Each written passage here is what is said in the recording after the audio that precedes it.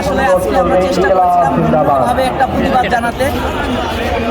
বাংলাদেশের এত ভয়াবহ পরিস্থিতির মধ্যেও একজন স্বরাষ্ট্র উপদেষ্টাকে যখন প্রশ্ন করা হয় যে বাংলাদেশে পূর্ণভাবে অস্ত্র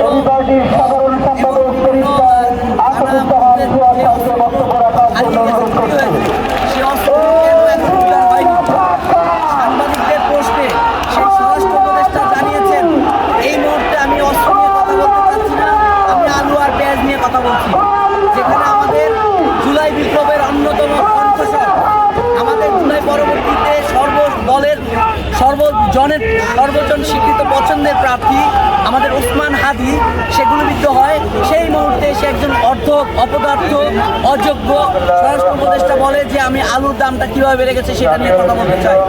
তারই প্রতিবাদ স্বরূপ আমরা আজকে একটি ভিন্নভাবে প্রতিবাদ জানাতে চাই। এখানে আলু, বেগুন, পেঁয়াজ এবং ফুলকপি, বাঁধাকপি, ভটভটি সব বিভিন্ন ধরনের সবজি আছে।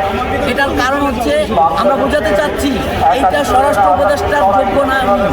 উনি কৃষি উপদেষ্টা, কৃষি নিয়ে পড়ে থাকুক অথবা এই পেঁয়াজ আলু নিয়ে বাসায় গিয়ে রান্না করে খাক, ওনার আর মন্ত্রণালয়ে আসা দরকার নাই।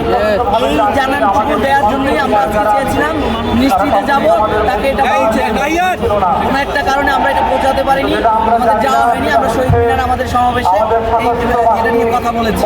যাই হোক, আমরা চাই এই অধর্ম অপদার্থ উপদেষ্টা যেন এই জায়গায় না থাকে, অতি দ্রুত তার পদত্যাগ দাবি করছি।